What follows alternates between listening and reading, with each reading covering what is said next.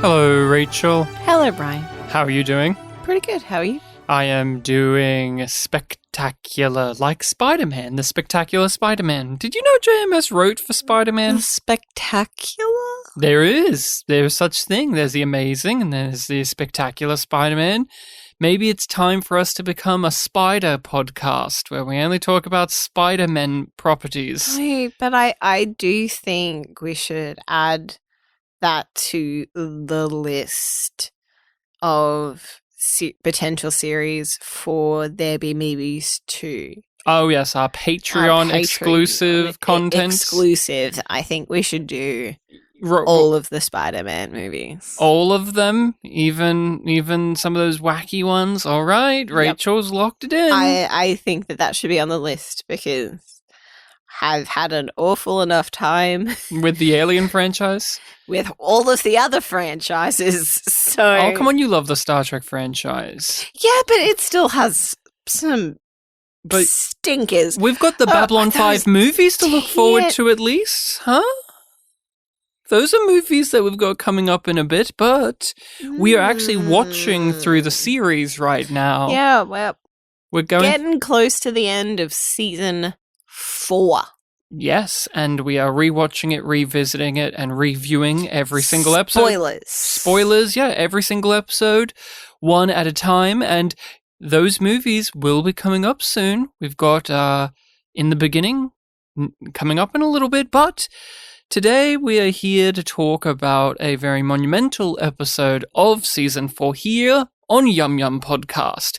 YumYum 5 is where we are actually talking about Babylon 5, and YumYum was a moment from Star Trek Discovery, a series near and dear to our hearts, and it's a moment where a character randomly said yum yum out of nowhere, and it was such a bizarre moment of television that it never left our minds, our hearts, our souls, and so we brought it over. Forever stained us and the universe. That's exactly right. And so we brought it with us to this podcast to help stain you, the listeners, or as we like to call you, yumlings. To stain you with the knowledge that a woman licked her lips sexily, threw her hair back, and breathily said, "Yum, yum," in reply to a normal question. A question normal in the context of a television show of like, hey, do you want to help me kill the antagonist of this season? And the answer should be yes or no or maybe. Yum, yum. No, not like that. Come on. That was far more aggressive. No, I'm saying definitively it was yum, yum. It was yum, yum. They made a choice. They stuck with it. They paid somebody to say it. They paid somebody to edit it. And we paid the price. As viewers, we paid the price when that moment came on our television screens. It stole something from us. It stole something from us. But it did not steal the Babylon 5 DVD descriptions. No. Episode 20, Endgame. What's JMS got to say about this episode? Well, JMS wrote for the DVD description this: First Mars, then Earth. Sheridan and his forces, including telepaths modified to become rogue agents inside the enemy CPUs, begin a methodical plan of attack against Clark and his Earth Force fighters. You've been given a list of our ships that have defected to their sides, and their friend or foe systems have been adjusted accordingly. If a ship is on that list, you are authorized to open fire on that ship or any support vessel, alien or human. You are to forget that these people were once friends, associates, and fellow officers. They are targets to be destroyed. Nothing more, nothing less. Here we are. The end of a very long arc that's been building since the very beginning of Babylon 5, the Earth Civil War, the brewing tensions and the growing fascism of Earth has been really present since you start the show. And so what does one do to wrap that up? An Endgame is the answer to that. But before we get into our histories and relationship with this particular episode, many people are in this one. guest stars, our main cast of characters, and heck, even President Clark himself turned up for this one, a character that is often talked about but rarely seen. And I want to know, who in your opinion could have said yum yum? Who had YYE, yum yum energy? In your expert opinion, Rachel, as somebody with a master's degree in yum yum, what's your opinion? I'm working on the doctorate, but it's very hard to find supervisors. For this particular episode, I want to give an honorable mention to the senator who reports Clark's death.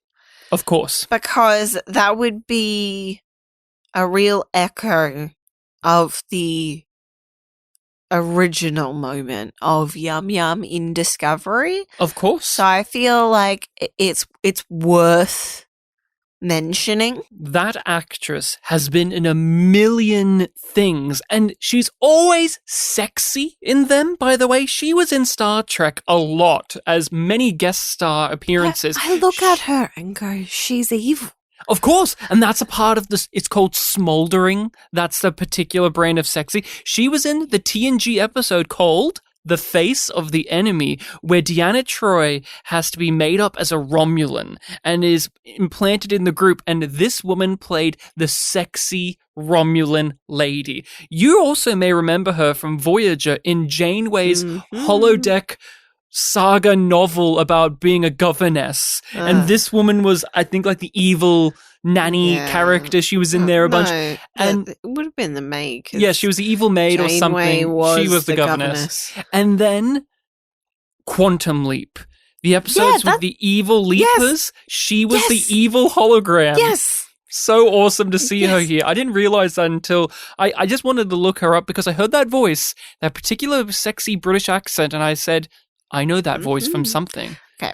And I think, in my opinion, she had YYE. You said that's a contender, but for me, she was one I wrote in my notes. My second choice was Left Court. He just had that swagger of a man from 1947 who would have said yum yum after giving Jerry a good hit with his fist. See, my contender that I was going to put forth was the guy that basically got demoted for Left Court. The British captain? Yeah, the British captain who's just like, if I may, sir. If I may, can we nominate and actually award this to all of the British cast members in this singular episode? There's 3 that I'm aware of, and that's more than we usually ever get. There's Marcus, there's that senator lady, and there's that captain. Let's give it to the Brits. When's their next opportunity to ever get such a prodigious award?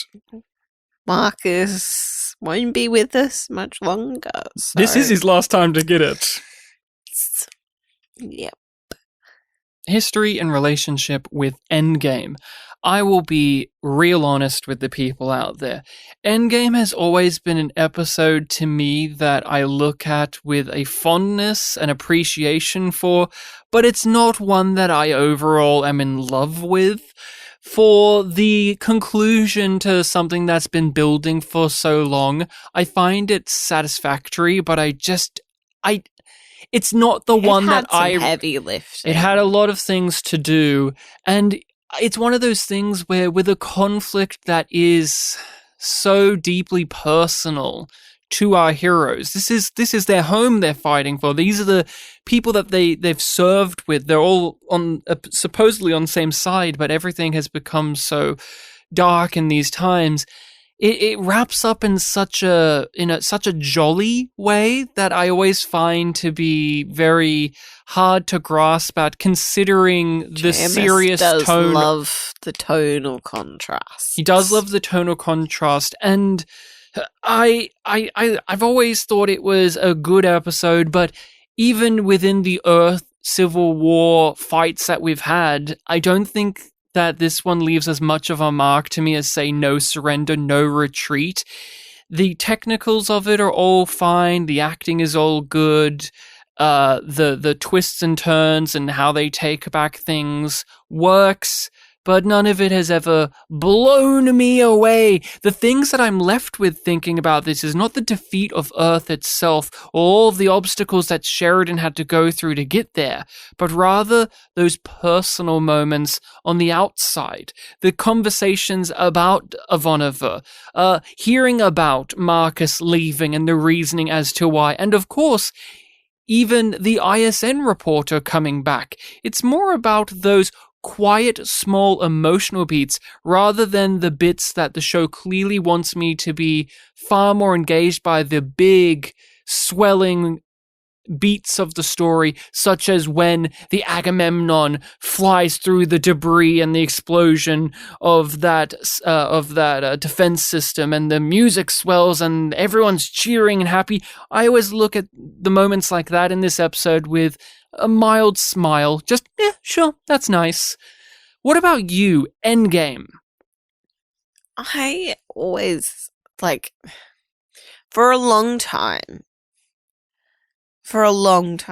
I forgot that this wasn't the finale, because the actual finale is so odd and so out of left field for the show that I always think of this as being the end of the series, and then the next one is kind of tacked on in a weird way. So I think I have this of oh yeah, that's when everything wraps up. Because it is. But it is very different than the way that happens in prestige shows now, where it is the build-up is to the second or third last episode, and then the last two are just setting up for the next season. Or it is a reflection, a quiet contemplation on what we just watched. Yep. Which you could argue the next two episodes are. Yeah. And it's just oh yeah. Yeah, that one is kind of the way that I often think about this episode. Because there's nothing really wrong with it. But it is, I feel like it's just so heavy with plot, and it doesn't have enough time to let anything breathe. So it just becomes very serviceable.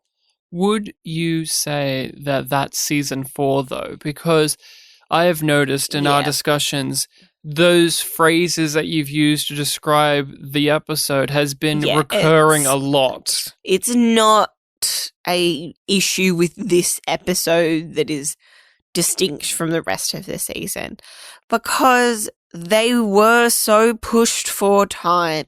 They were trying to get so much done in one season and trying to make it work. Yeah. And episodes like this are going to happen where it is just sort of a workhorse episode in terms of its structure.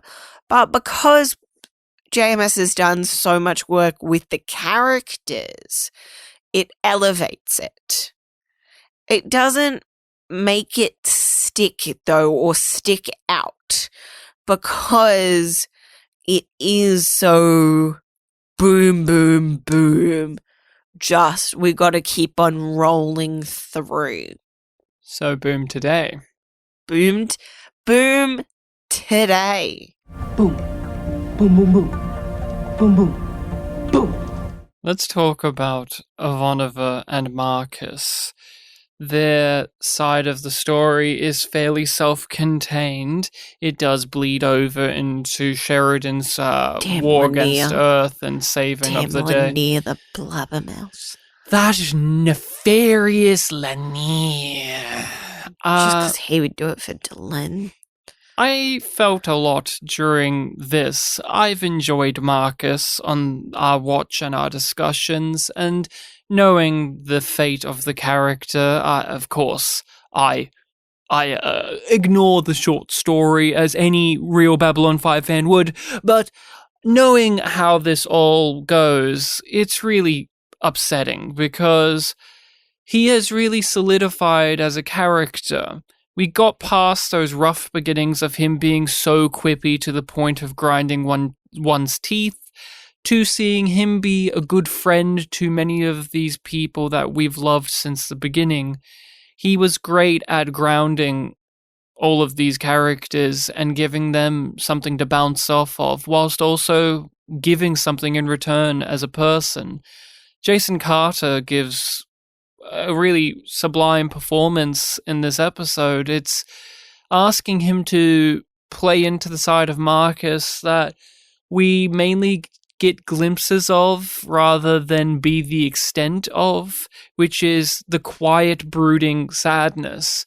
Many scenes here are just of him silently looking and contemplating and reflecting. The pain that he's hiding. And processing and having to confront. I really like this, even though it's sad. I like sad things in my show, and I like that things don't always get a happy ending, and Marcus was a character who from the beginning was somebody who was looking for a reason to die, and he found one. And it's really upsetting, of course, but it's poetic and it lines up and it makes sense.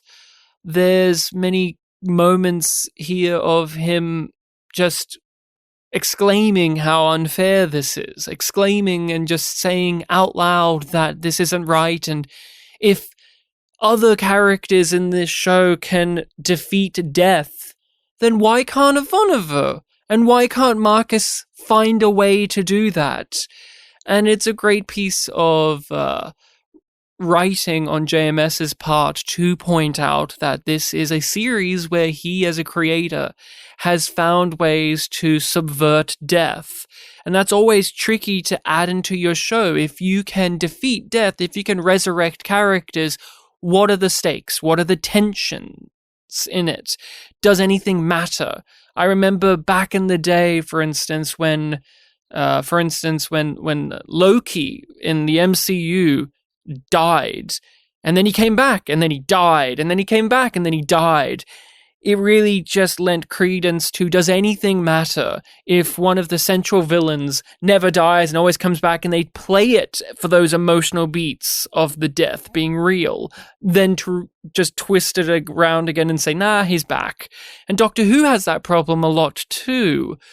I appreciate that this is a story where we do that, where at the end he uses this healing device to bring our great Ivanova character back into the fold, but it has the cost of his life, and they're not able to do anything about it. Sorry, that short story, I haven't read it, so... I have.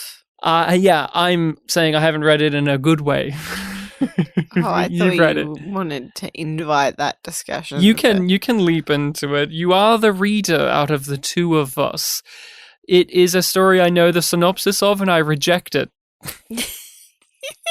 I've seen it, the synopsis, and you've told me about it, and I just say, no, thank you. Nope. Okay, well, fine then. We won't talk about it. It doesn't exist. Bye-bye. Oh, you liked it, didn't you? I did. Where Marcus secretly is alive and cryo-frozen, he wakes up and makes a weird, creepy clone of Ivanova. Because she wasn't fully dead, so he didn't give all of his life force to save her. It was just on the brink of death. And they have all of these empty cryotubes on Babylon 5 because they used a bunch of the popsicles. They did use the popsicles in this episode. Like, it's minute. It's minute. It's weirder that it's not the real Ivanova to me. Like, I accept Yes. the Marcus stuff more than I accept the fake Ivanova stuff. Yes, and does the fake Ivanova have the ability of consent? Yeah, like... Whatever, man. When they basically programmed her for Marcus. Yikes. Like, they kind of pushed that agenda on her a bit. So you still like it, huh? It's not perfect, okay? But I have to admit something. I wasn't as in love with them this time. What are you saying? I have audio evidence of you saying that you're really in love with these two and their relationship and lack of relationship. And the flirting and the potential and unrequited love. Yes, and I love all of that. But I didn't cry this time. Almost every other single time I have cried. I've bawled my eyes out when you get the shot of him and he says, I love you. And, like, I welled up, but I didn't cry. Wow. And I just felt that the younglings deserved to know that truth, that this time it didn't bring that out fully. I am still devastated. I am even angry when I think of Marcus's replacement figure of the next long-haired British man. Pretty British boy who was designed to be for Ivanova if she stayed. Yikes again. Yep. Big yikes. So, but like, I was just like, it was really sweet this time, more than heartwarming and heart-wrenching, of like, aww. He tried his best. Like a little pumpy limping. A little pumpy. Puppy. A little puppy who's a pumpkin. Puppy. In a pumpkin suit. In a little pumpkin suit. That's Marcus, his little puppy in a pumpkin suit. Artists, draw that for us, please. And bring it in before the episode finishes, okay? One of the things I wanted to know from you was he is saddled with Linnea for this episode. Saddled? That's a loaded word, Ryan.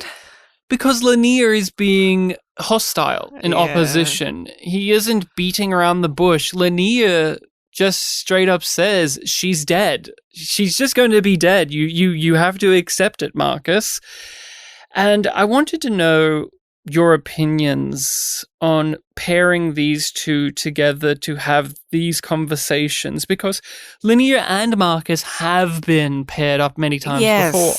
Yes, but it feels like a massive downgrade after having Marcus and Franklin. It doesn't feel the same. You know how good Marcus can be when paired with the right character? And Linnea is not the right character to be paired with Marcus.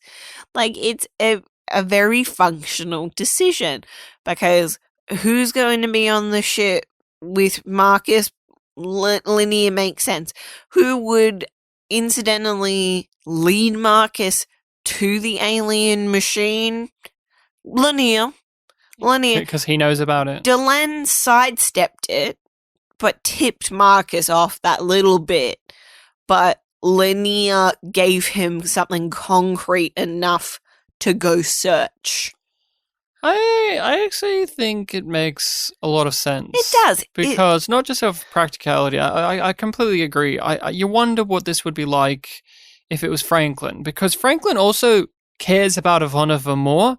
And if he said, and he's also a doctor, if he said, hey, Ivanova is going to die, this is something you have to accept, you can see it being very devastating on that person-to-person level. Linnea makes a lot of sense and I think works very well and dramatically speaking, is very rich to see him, through gritted teeth, deny this, because Marcus is in a similar situation to Linnea, in which they are in love with somebody they cannot have. And Marcus is at the precipice of it, right? Where Ivanova will be gone. She will be lost. And what a tragedy that would be on many, many levels, but in this one particularly, where you will definitely not be able to have her now. And I look at Linnea in these conversations and see that coldness that he does have, or that curt way of interjecting his points of view, as almost a tad amount of jealousy on the fact that Marcus can actively pursue a person and not feel weird about it, while Linnea, he's Mr. My love is pure and I keep it to myself and I repress it and I'm a good boy, and if I just keep being a good little boy and kneeling at the feet of the woman I love, maybe it will come back onto me, while Marcus is going to give his own life for the person he loves. Since Franklin's planet side, I put a call into Dr. Hobbs. In all this time, they must have come up with something to help deal with near-fatal conditions. No. That was fast. Hit by divine revelation, were we? Don't you even want to check? Don't you care? Of course I care. But there is nothing usable on Babylon 5. What do you mean, nothing usable?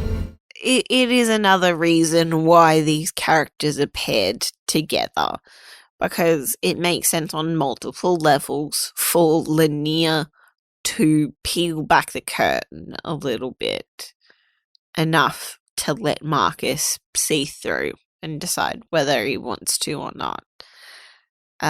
Go through that. But I also dislike it because it reminds me of the stuff that they do with Linnea. Mm-hmm. And I don't like that. Oh, I'm sorry. It exists, Rachel. It does exist. Just like Franklin's medical logs that goes through all of the weird encounters with people with certain circumstances that could lead to death.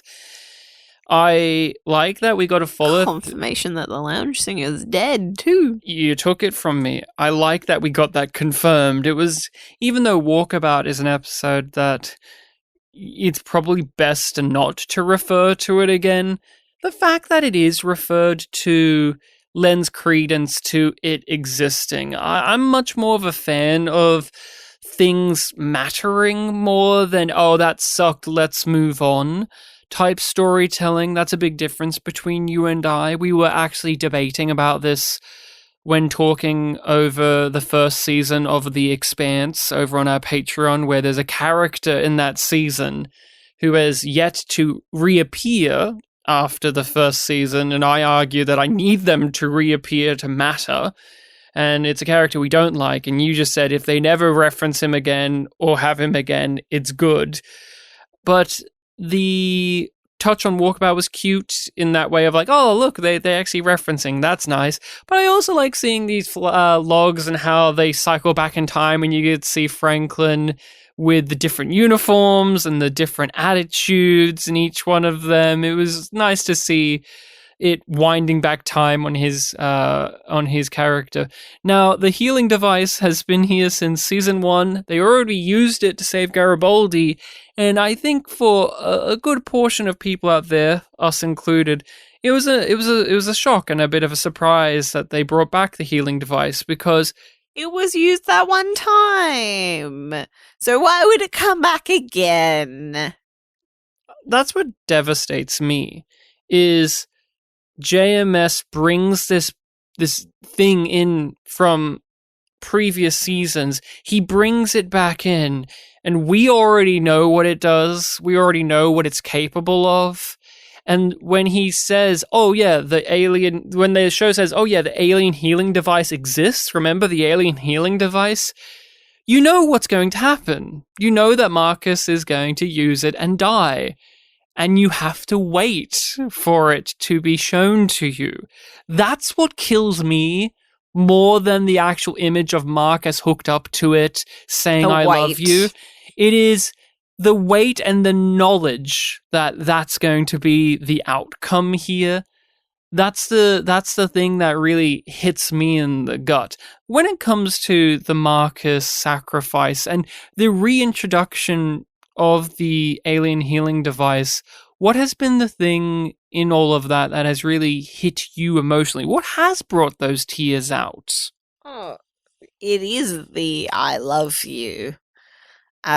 Usually, like, I start welling up as soon as he watches the logs, and I'm just, like, waiting for that moment of release when you finally see him with the machine. And I love the sort of tracking shot through the destruction that he's caused in Med Bay to the device and him and Ivanova.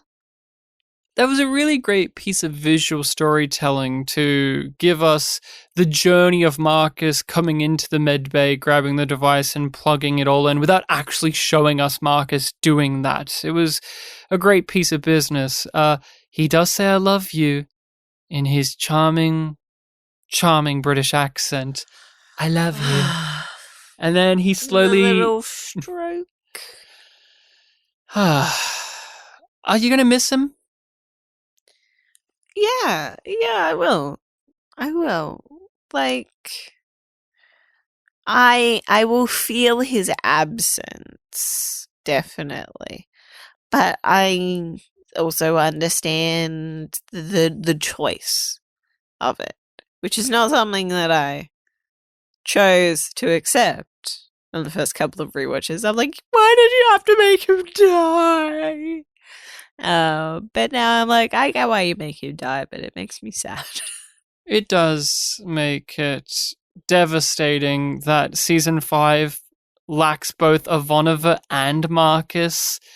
We lose both of them.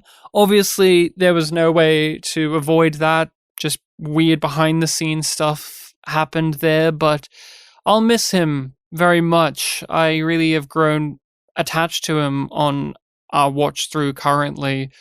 I liked having a guy who was a quipster. Usually I hate that, but I liked him. They really found a groove with him, and I'm going to miss Franklin being buddied up with Marcus. That's what I'm going to miss the most. More than Ivanova and Marcus, I'm going to miss Franklin and Marcus. That was just a wonderful duo that they did take advantage of, but not enough. They needed to take more advantage of that just because it's undeniable how well those two actors worked off of each other and also the characters just naturally being opposites. Sheridan is working towards accidentally achieving a promise that he didn't know that he's made, which is to free Mars. Oh, he always intended to free Mars. Yes, he may have squashed the Mars riots last time, but... Yeah, but now he's on a different side. He has a different agenda. He's following through. It's totally fine. It's totally fine. He keeps his promises. Even though Franklin promised it on his behalf without talking to him about it. But they... fuck up Mars. They fuck up the fleet. And they just keep on going. Well, they being specifically Sheridan sent who? Sheridan's Armada. But so he's like, we can't fight on two fronts. That doesn't work out. Listen up, Lord Reefer. I know you're dead. But 2 fronts, that's crazy. 12, that's insane. Yep. We learned that lesson from America in the 20th century. Imagine if you name dropped Imagine if he the named Iraq War. Imagine if he named the first one. Oh yeah, this I know. came out before the second one. But he's set after that. I would like it if he did keep predicting real world events that happen after the show was made. Yes, but this reminds me of when Australia brought in that Prime Minister Anthony Albanese. He came in and he said, "My name's Albo. Call me by that. I want to be called Sherido when I become president." Oh, side note. I want to be called Jono. Side note. I was chatting with a Year 9 student, and they were like, I don't know, I don't know anything. Like, yeah, you're in Year 9, you don't know anything. Oh, is it? I don't know anything, miss. You're right. You're in Year 9. You're stupid. And that's why these kids suck. They're too stupid. I was like, oh, surely you know something. Like, you know who our Prime Minister is, right? And she was like, no. And I was like, Anthony Albanese? Does that name sound familiar? And she was just like, no. And then I was like, Albo? And she was like, oh, that guy. He's our Prime Minister. He goes to music concerts because he's down with it. He's a cool guy. With that, let's return to the show. Well, Garibaldi, Lita, Franklin, they're on Mars. Without Lita, they would have lost this war because... And I'm sure Sheridan will be real thankful for that in season 5 and help her out. And show his appreciation and respect for her and for telepaths? The race of telepaths. Yeah, because he used them as Homo weapons. superior. He used them as Cycle would say. Use these innocent people as weapons. But it was the hardest decision he's ever made. Oh, I'm sure it was. He picked ones without families. He seems so broken up about nobody would mourn the loss, so that would make it better, right? Because they're losers. Oh, I'm sure Sheridan's crying about it after this. If you have 6 children in captivity that you bred for captivity and then you murdered all of them, it's better than if you kidnapped 6 kids and murdered them, right? I don't know, I'm in Year 9. So I don't know anything, miss. I like this side of the story too because it was playful. They're playful. Garibaldi is cracking jokes. Yeah, Franklin is the most serious playing one. Around in a bunker. I like the little piss poor fight scene that they had in the bunker because they're rugged the up. Propaganda posters. Oh, to see them again. I like that they're all rugged up in their their nice sci-fi, let's keep warm outfits with the big fluffy hoods, and they just punch a bunch of people, but really slowly because these outfits are so huge. The fluffy hoods. Those fluffy coats look comfortable, and they had to secure Mars and send in these coordinates so that Marcus and the White Star can fly in and destroy all of these bases and stop Earth being able to send more stuff out there and secure Mars and help free it. And even though this doesn't take up too much time, I enjoyed just seeing Garibaldi again, just being the smart aleck man he is. The whole bit about longitude and latitude, I had a good chuckle at that. It's funny because we gain Garibaldi again as the character that brings levity to the series and lose Marcus in the same episode. Well, I assume that you worked out that whole longitude-latitude thing. I know you get confused sometimes. You're right. I keep mixing them up. I got it right. Well, I think I got it right. Okay, fine. Which goes vertically, longitude or latitude? What did you think about Franklin, though? Because he is talking, he gives the exposition about how they are using the telepaths. He's giving us a bit of a reminder in case we miss those episodes about the cryo-frozen telepaths. But I really liked it. And something that I appreciated even more on this watch was the interplay between the direction of the camera and the music.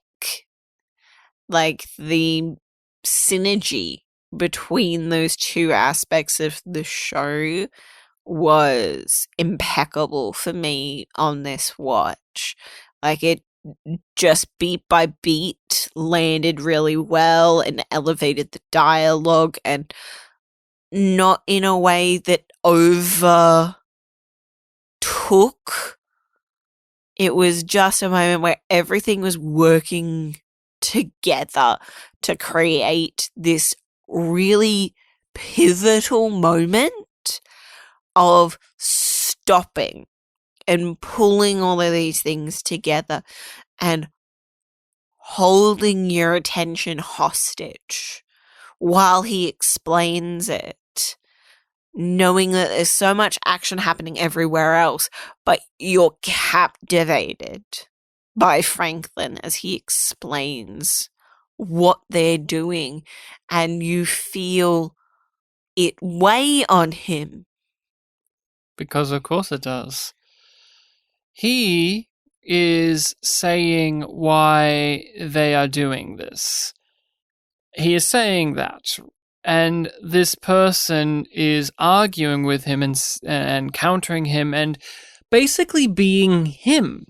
The person who would say, this is horrible, you can't do this, you're a doctor, you're supposed to save lives, not kill them and take them away and mutilate them and use them and abuse them like this. You're a doctor, you're supposed to help. And she is serving this function as being the voice that Franklin has had in his head about this entire thing, because we have seen throughout the episodes leading to this, it gnaw away at him that this is what he has chosen to do, because it has to be done. And when he's explaining it all and explaining to her why this has to be, I liked Biggs's performance where he has Franklin performing it as if he believes it, and then after a certain point, he can't keep up that pretense anymore, and that is just something he has to keep reciting to himself to make it okay. It's a mantra, almost, of like, if I keep on saying it, it will become true. I will whisper my secrets into the universe. And it's good to have that moment and that beat for Franklin, because he is a character that is so staunch in his convictions and his morals. But over time, especially since his walkabout, he's had to accept being more tolerant. He's not the same doctor that he was in Believers. No, he is not. And he's not the same person, but specifically, he's not the same doctor. And now he is more willing to wrestle with the things that he just flipped off previously, like in the Minbari War. Here is a war that is very important, and I have to use my expertise as a doctor to help one side win over the other, and to do that, lives are going to be lost. I will not walk away from this problem. It's hard. I have to do a wrong thing for the right reasons, and I have to struggle with that, but know that the bigger picture is important. And I think a really key part of that for me is always the way that he says a particular line, the way that he delivers the line about, if we don't, like, the resources to help them are back on Earth, so if we don't get there, they're dead anyway. And that idea of they can't, like, they need this. the rest of the ones that were left behind are needed just as much. Like they need this. So it's another justification of it's not just so that we can succeed in getting to Earth, but so that we can save these other people. They pop open those cryo-frozen teleports and they've planted them on the enemy destroyers so that when they wake up, they will wander over and merge with the ships and disable them for a moment. And Lita is needed to help activate them, to help wake them up using her enhanced telepathic abilities, as well as a device that Franklin has helped to make in the meantime, I guess? He had a little sort of Hugh moment. Oh, Hugh from Star Trek Discovery, where he made this awesome piece of technology off screen. Yeah. At least they didn't say that. He just grabbed it and put it on her head. Yep. And I just assume he made it. I don't know where it came from. Maybe it's always been here. I'm sure some nerd will write me and say, Ryan, this was referenced in episode 8 of season 4. In the novels. Oh, in that short story you don't like about Marcus. Marcus actually says, I helped my friend Franklin make this weird little crown for my friend Lita. Somebody I've never really talked to, if ever. Have Lita and Marcus ever exchanged dialogue together? I don't know. Maybe. I don't think so. No. No?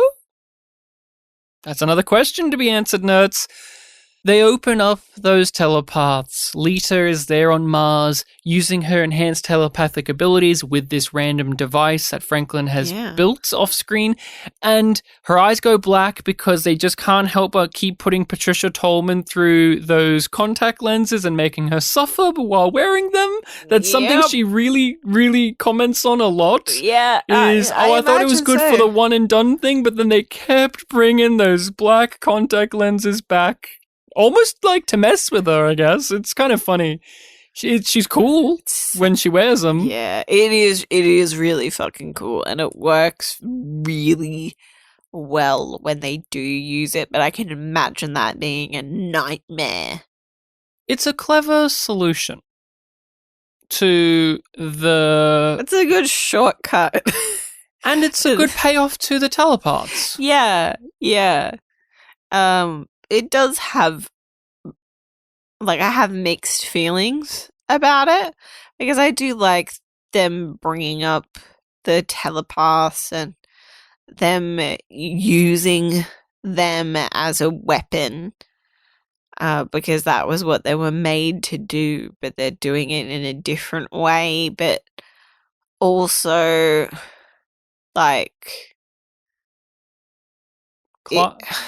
It is the show having to fast forward through a problem. I don't know. I think it is. Or do you think this was always going to be the plan? I think that was probably always there. It's Clark also getting screwed over by one of his own little evil schemes of, let's hand over some telepaths to our shadow friends because I asked for them. And now here these telepaths are to come back and fuck up your little fascist government for you, and I think that's really funny. Yeah, it's a little taste of his own medicine sort of thing. But the telepaths were made to be weapons. Yeah. That's why the Vorlons introduced the gene, and here they are being used and being thrown away by our hero, by Sheridan, and we don't see this weigh on him. We get told it does by Franklin, but Franklin's talking about himself. Yes. Let's be real. Yeah. Sheridan isn't sweating it because he has that soldier mentality. He made the decision. He weighed up the cost. He's not going to regret it. He doesn't have time. Deal with it because he's dealing with the next problem. He's not going to deal with the ones behind him. He talked about this in Gropos with General Franklin about if he feels like a murderer. And he talked about the soldier's mentality and the process you have to go through as an officer when you're making command level decisions as well. And it just feeds into that here. It's good to think about how this is going to be a very important thing in the divide between Sheridan and the telepaths going forward, that he was willing to use them in this way. These truly helpless people. And how even after the dust has settled, he doesn't, in my recollections of season 5, really feel the weight of what he has done here, but the telepaths do. Hey, Doc. Had to be done. Yeah. And it should work. Assuming the leader can hold it together. Sheridan is plowing his way through the system right to Earth, but hey. Disabling most of the Earth ships. But Earth had a little trick, didn't they? They had a little trick. They had an ace up their sleeve here, which Clark had a last ditch. Real last ditch effort here. Last ditch. Fuck you guys, if I'm going down, I'm taking all of you with me. You're talking about that. I was going to talk about that. The last ditch effort was, let's get Sheridan's mentor, who we've never heard about before, to be the guy that will fight against him because he knows how he thinks. I wanted to ignore that because I don't like it. I don't like the way that he turns to Sheridan's side. Well, he's still a patriot. At the end, and it's just like, well, were you performing or at the beginning or... No. He still says it at the end, like, you're going to have to face trials for this, but he isn't insane to let Clark destroy the North American continent and the Eastern Seaboard. Yeah. Like... Clark but was it's also like the traitor. he doesn't attack Sheridan. No, because there's no point. But if he was like, it's that thing of he's loyal to Earth and in the old guard, and you've watched Sheridan grapple with that of taking up arms against his own government. And putting it back and being like, oh, we can't do it now, we're not ready. Or, oh, no, they've got us in this position. Oh, no, they're doing this. We can't do it now. Real question for you. Yeah? Why is this not the Agamemnon? Why is this not the Agamemnon? Why is this some random guy that we've never... Yeah, but why isn't it would this... be much more powerful if it was and it was the They don't need to backfill everything either if it was the Agamemnon. We already know the history he has with it. We already know that the crew knows him so well, and it would just be an extra salt in the wound of Sheridan and make it feel hard to take back Earth if he has to fight against his own ship. But then the people that he trusts. But then the turn of redemption of them then saving Earth and realizing Sheridan's ways were better. Yeah. It would be far better to me. But I always think that this is a case of the dramatic thing would be have Sheridan take back Earth on his old ship. And I think that's more important for JMS and many other people, but to me, one of his dying wish. To me, Left Court is just such a dip of an addition to the story. It's not even a bad idea, but it's not enough. He needed to be there earlier. Too much. Yeah, he needed to be introduced earlier in the show for this as the last hurdle to go over. It's really boring to me. Mackie was actually a turncoat. Oh, if this was Mackie. Yeah, like if it was Mackie was actually the leak from the couple of episodes ago and defected and got put in charge of the ship. Like if they threaded the needle with those things a little bit more, it would be much more satisfying. The problem, I'm like, I don't give a fucking shit about you, dude. The problem is this. Every time we cut over to Earth Force via Left Court, it is scenes of them saying, Sheridan must have some awesome ace in the hole plan. Isn't Sheridan amazing? He's an outside of the box thinker. I admire him for this, but he's on the wrong side. We as the viewer already know this. Yeah. We gather this from the episode's existence. I don't know. We know Sheridan. I find it corny. That's the element of the episode that I think holds me back the most. Is it's just disappointing. This is what they have. Earth. Like, you have so much, and this is. I get the sweet little notion of here's a guy. He even has a bit of an inner life and conflict, like how Major Ryan did back in Severed Dreams about fighting your own people. Also, would have been nice if Major Ryan ever came back. That would have been neat too. Probably couldn't get Bruce McGill again, but this here is there's something to it, but most of the scenes boil down to this poor actor who will do him for the spotlight, but I'm just gonna say the material didn't help him here. No, he's better in the beginning movie, I'll give him that, but he has to just stand there talking very awkwardly about how brilliant Sheridan is to then be proven that Sheridan is indeed brilliant. And this guy gets to save the day. And I don't care. No. This is what Earth has as their last defense his old mentor. I don't know. That's the ace up their sleeve? I guess. That's the last stop to pull out. Fine. No, Rachel. The last stop is the self-defense grid. And it shoots missiles and fires lasers. And it is a last-ditch thing. That's what I actually like. I like that in the episode. That Scorched Earth.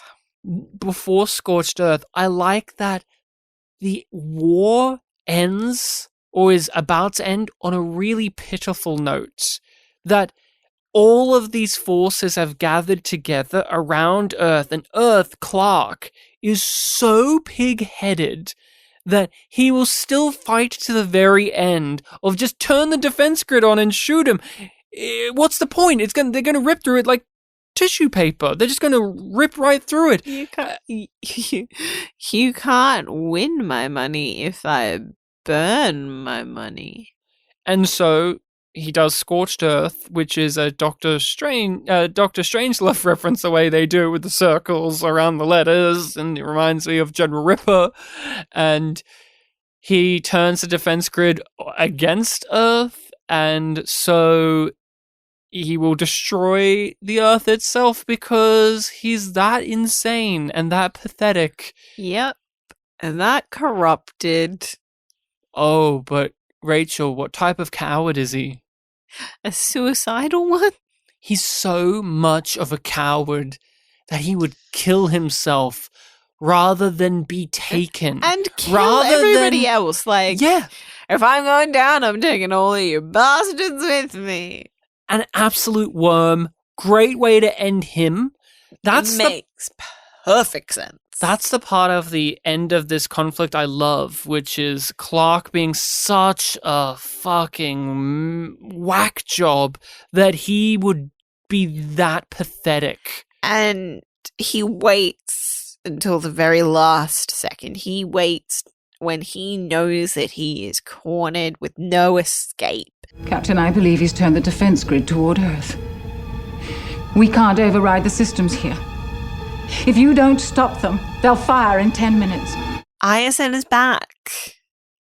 ISN is back in the hands of genuine reporters, not Clark's people for propaganda. They brought her back. Jane is back. ISN Jane is here. And I believed she was devastated and overwhelmed and overjoyed at being back. This is the stuff of Babylon 5. I come for it. They are so loving of these minor players in the story. Everybody in the world matters. The fact that this is the reporter we use, the news anchor we used to see all of the time. When they took her away in season 3, it was very dramatic. It was very scary and very, very, very, very, very in line with what Earth was becoming, that they would take out the news and do it in the most obvious of ways and then backpedal it and give us the new news that said This isn't that a was hostile takeover. To then a while later, as she says, it's been over a year, or it's been about a year, here she is again, and the same actress, and she's there, and us, the viewers, missed her. Yep. We're happy to see her again, and we're really disturbed by the fact that she's clearly been tortured and interrogated and brutalized in all of this time, with how this actress portrays it, the shakiness in her line deliveries, the amount of emotions that are just brimming to the surface, as you said, while still trying to present the news. And it's the type of thing that Babylon 5 does. The war is won, we did it, hooray. Cut to the news, and here are the consequences of that, both good and bad, because the reality of that. The reality. Here is a person, thanks to Sheridan, who is now freed, but she still has to report the news, and the news even talks about how there will be things that have to be done now because of this. It is not over because the bad guy shot himself in the head and the good guy saved the planet from being burned to the ground. We still have many, many things to go through because winning a war isn't that simple. There's a whole bunch of hoopla you have to go through. I really do appreciate that it does take that time to set up that conflict that will be ongoing. That's not something that goes away. Like, it's not just for the rest of the season and then, oh, yep, everything's sorted. He's president. It's over. It's over. Nobody questions it anymore. We're done. Earth is no longer shitty now. It's good and nice. It will never be shitty again. Never, ever. Never, ever, ever. But it's fascinating that it wants to do that. Like, that's what it cares about as a show, almost. But you know who I don't care about? Who? The character that is the focus of this week's Spotlight. Spotlight is the part of the show where we talk about an actor or actress that appeared in a given episode. We go over their role in the show, their performance, things we've seen them in, and any interesting pieces of trivia. And Rachel, who are you hinting at? It's not Marcus, is it? No. This is his last episode. We could talk about Jason Carter. I would have preferred to talk about him. No, we're talking about J. Patrick McCormack. Who plays? General? Mm-hmm. Left. Do you even know his name? It's General Leftcourt. We've said it like 15 times in this discussion.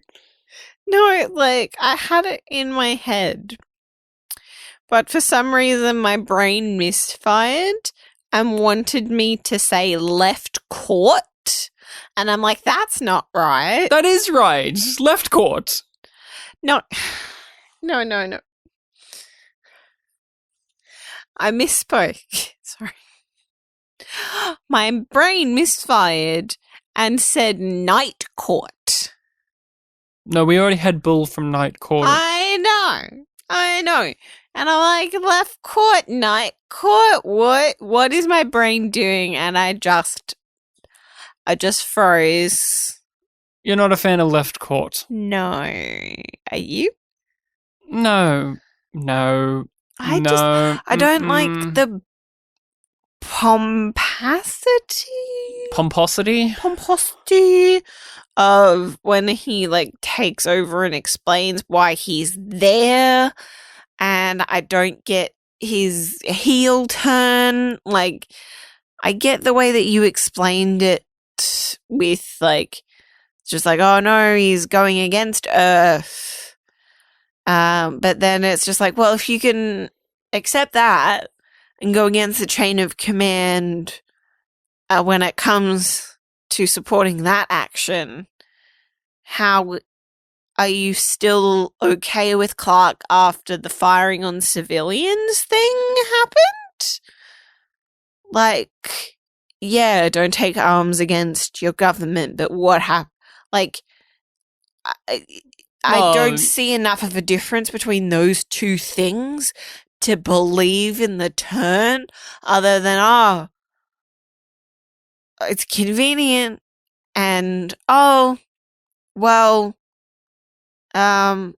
Clark's lost, clearly, so... They actually do have a follow-through on this, which is Lockley in Season 5.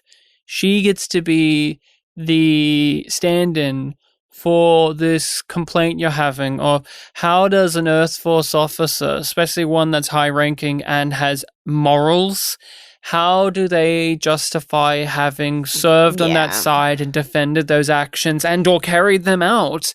And Lockley gets to be that for Season 5, and she goes through it very succinctly. Grapple with it, but not here. No, and Left Court is just one done, gone.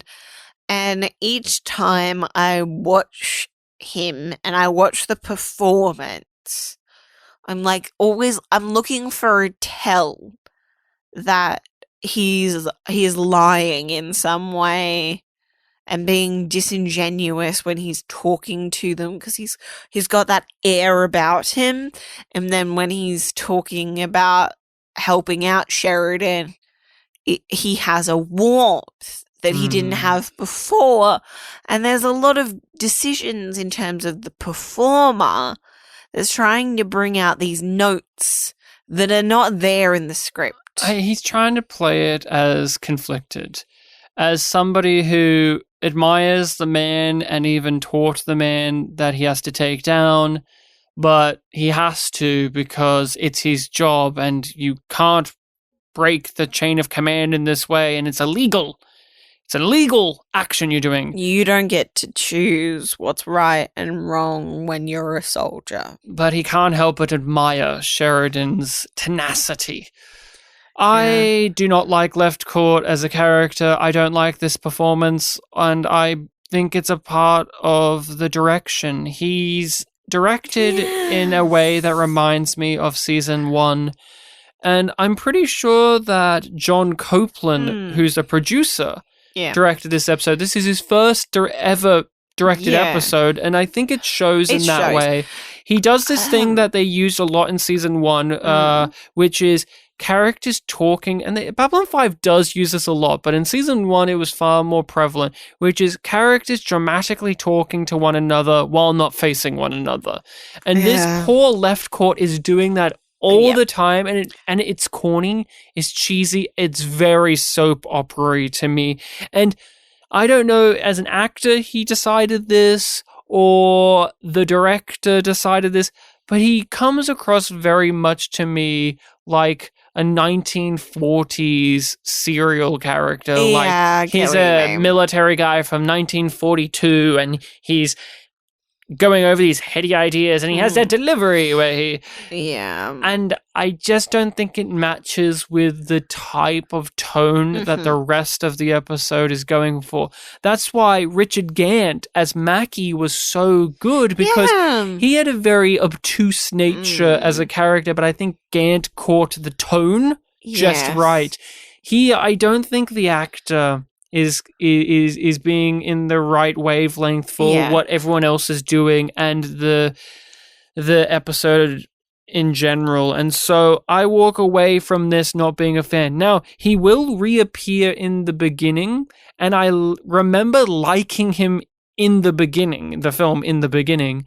I remember liking that performance and his character there. So I'm very excited to see it again, to see if that still holds true, especially after being very lukewarm on it here.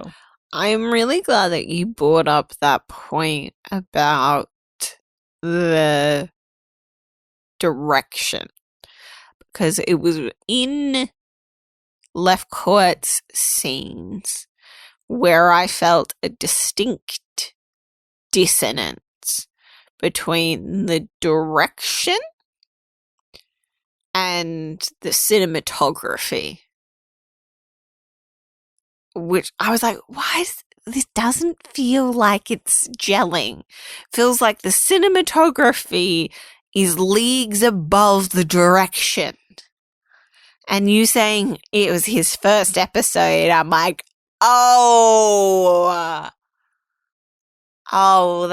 that's why. And he's a producer, so maybe he didn't listen. He does direct more episodes, and he's got good episodes. So and this is a good episode. This is, I think, one of the highest rated episodes of the show and of this season. And you get why. This is an expositionary character. He has to stand there and say blatant things. And we have seen... He's talking at the audience. We saw for 2 seasons Babylon 5 on a visual level struggle to make those scenes work. Yes. And so now we are using somebody who is not one of those people who have figured it out. And so it feels like a throwback in a weird way of the simpler days. I taught him everything he knows. I know how he thinks. I know how he fights. And to tell you the truth, I've always admired him. And now I'm going to have to kill him. And his ship. And everyone around him. It's a terrible day, Charlie. I wish to hell I'd never lived to see it. He has been in a ton of things. I have seen him in a lot. And I was truly surprised. Speaking of shitty Star Trek movies, he was in Nemesis. He was in Nemesis, and I'm so sorry to anyone who was in Nemesis, especially Tom Hardy. I'm so sorry, Tom Hardy, that you had to be in that movie and it actively ruined your life. Yeah.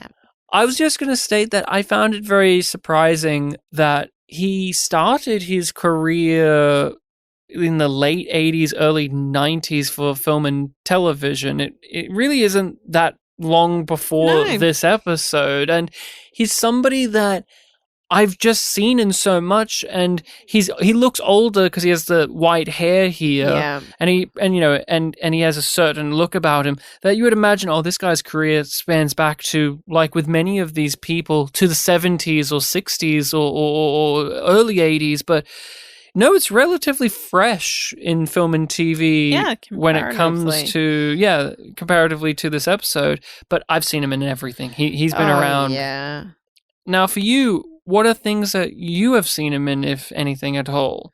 Well, let's start with Space Above and Beyond. He was in the last episode. Yeah, I think that's probably one of the most recent things that I've seen him in. I've watched it recently, and I thought he was good in that. He was fun. He was also a general or corporate sleaze type. Yeah, a leader figure who's a slimy motherfucker. And he did it well. Another thing that we watched recently that he was in is Catch Me If You Can. He was in that as an auctioneer. And I remember seeing, he's that actor guy where, that's the guy from B5 or from Star Trek, because he does have a very recognizable look. I don't know what type exactly, but he reminds me of a dog.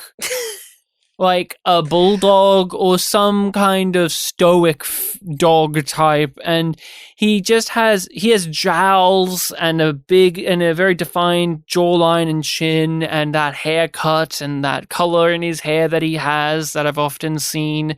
And he has that noble sounding voice, the voice of authority, because in his career, he has played many authority figures, captains, admirals, generals, judges, on and on it goes, cops. And so when I look over his career and just talking about the recent things that we have watched or even played, I mean, he was in L.A. Noire. As a character you've played. He's in Boston Legal as a judge that we've watched. He was in a really good episode of Boston Legal when Denny and Alan go on a fishing trip holiday together. Really good episode, and I remember him in it. Yeah. And another thing that we watched not too long ago, Zodiac. Yep, he was in Zodiac and he was in Mad Men around the same time.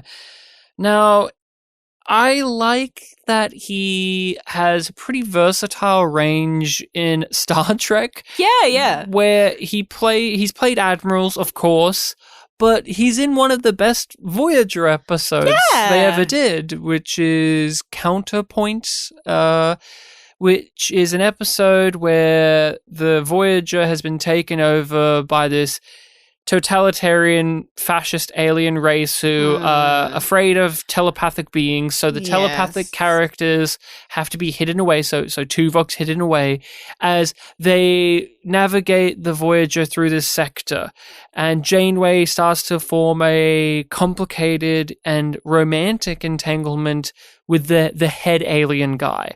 This actor was that guy's right-hand man. Yeah. And he was a piece of shit.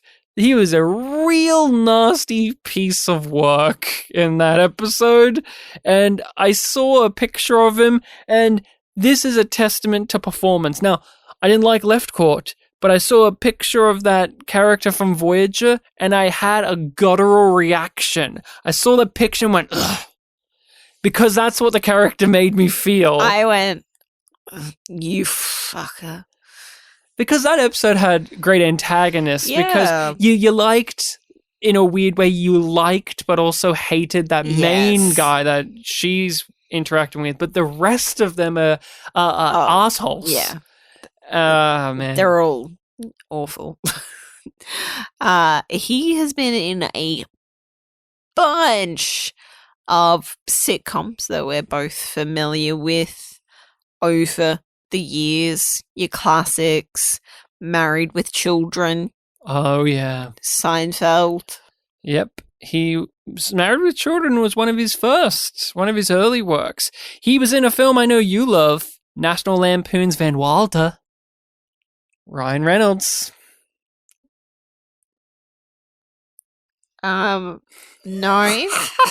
He was also in Ellen and Third Rock from the Sun. And Paul Verhoeven's Hollow Man, a movie that made him quit Hollywood forever and never turn back. The Drew Carey Show. NYPD Blue. He was not there when Andrea Thompson was there, sadly. No. A different kind of television show. He was in Seventh Heaven. You do love Seventh Heaven. I do not. And the X-Files. He was in the Doggett years of the X-Files, so my memory's a little hazy. No, the only Doggett episode I remember is the Brady Bunch episode, which is a great one. He was also in Ally McBeal. Now, do you have any pieces of trivia or information about the man himself? No, I couldn't find anything interesting when I had a little dig. He's an enigma. I actually did a good amount of digging into him, and he is actually hard to pin down any information. And I don't know why. For this series, they've got all of these character actors, all of these TV people who were character actors at the time or would go on to be that. And when you have these people that do these one-and-done roles or these smaller roles frequently, like this guy has done, you do find relatively easily information about them. We've had somebody's gone, I want to know about that guy that keeps on appearing as, it's that guy. If I can know more about Jinxo than an actor like this who has had the career double the amount, I'm truly surprised. I can't find anything on him. I would love to know his story. I would love to know his views on acting, how he got into it, what the type of roles he plays, likes to play, and more. I have always enjoyed him as a performer. All of these things we've listed off, I remember him in them, and he does a good job. He's a reliable actor when you call upon him to play the authority man, and he can be funny too. And I know we've been bagging on him in this episode, but it's just a case where he was a little too corny for us here. But I am surprised. You did a bit of digging. I did a lot more digging, and I couldn't come up with much. When I searched for him, it just came up with obituaries for other Patrick McCormacks. Sorry for the delay, Captain, but we had some trouble on Mars. You might have heard something about it. Well, my apologies, General. We're only doing our jobs. And though you'll have to stand before a board of inquiry on this one, Sheridan, still, welcome home, John. What would you rate Endgame on our scale of Yum being bad and Yum being good? I want you to go first. I like this episode when I'm watching it more than thinking about it afterwards. And that's an important piece of entertainment in itself. Yeah. There's many episodes of shows that you love it when you're watching it, but once you step away from it, you don't give it as much attention as that viewing of it. And that's how I feel about Endgame, where if I was watching it, I would say to you, oh, this is a yum. But I'm not watching it right now, and I'm left feeling a bit middle of the road on it. I give this a yum. I know. Heresy from a Babylon 5 fan not to love Endgame, but it's not one of my favorites. I prefer a lot of the other Earth conflict episodes. Like, it's not a banger of an episode. It's strong, and it does all of the right things in the right places for the most part, but it just doesn't stick the landing. It doesn't feel like it's more than the sum of its parts.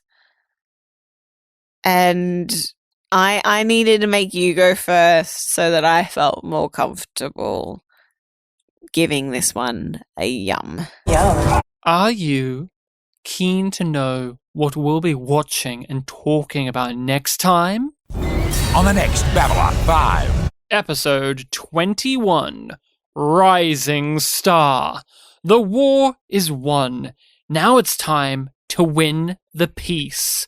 Earth makes concessions. A new alliance springs from the League of Non-Aligned Worlds. Mars is declared free, and Sheridan is selected for a new leadership post. Ooh, Rising Star. Ooh. I am excited to give that episode a watch because that one is wild. That's how I always think of Rising Star, as a really wild episode. That one is JMS swinging for the fences in a lot of directions. It's a breakneck pace in a weird way. And it has a Polish actress in it, and as somebody with some Polish heritage, I'm excited to see her and say, hey, I know that accent isn't Russian. It's Polish. Yeah. But we'll be talking about that next time on the podcast. Next week on Yum Yum 5, you'll get to hear our discussion about that. But if you cannot wait if you could not wait any longer for more YumYumPod in your life, well, have you signed up to the Patreon? Because if you haven't, there's like 6 bucket loads of content over there for you. Like, we've got all of the Star Trek movie discussions, all of the X-Men, all of the Alien movies. We've got our discussions of the best and worst rated episodes of Star Trek. Currently, we are going through The Expanse is our current show that we are working our way through. Where, in the grips of it, we've finished off season 1. We're getting into season 2. It's exciting. And it's interesting because we are both watching that for the first time, which is the first time that we've done that particular approach. So people can come over and listen to all of that content and get to be a part of a group Discord where you can talk to some fellow Yumlings. We are also on all of those social medias under YumYumPod or YumYumPodcast. Feel free to follow us and subscribe to us and go through all of the posts that we have on there and interact. If you want to email us, what is that email address? YumYumPod@gmail.com, of course. Of course it is. If you want to drop us a line and let us know something, if you want to drop us a piece of knowledge, head on over to that email. All of this is in the description of the episode, so it's all there. We gave you everything you needed, and if you have not rated and reviewed the podcast, it would be awesome if you did that. Share us around with all of your friends, family, and enemies, so that more people can get the yum-yum in their tum-tum. Jakar is a character that is featured in this television series called Babylon 5, and I looked all over for him in Endgame. I didn't see him. Did you see him? Was he hiding in the background there? No! Was he on a non-heavy cruiser eating Swedish meatballs? No, Jakar. No, Jakar. So he wasn't here to say the iconic greeting/farewell. Could you use it as a greeting? Is it one of those where it could go both ways? Because he smacks his chest and says, "Good eating to you." Is that something where you could have that as just a farewell? I feel like I could use it for both. Yeah. Is this an aloha situation? I get your meaning. I get your meaning, but I feel like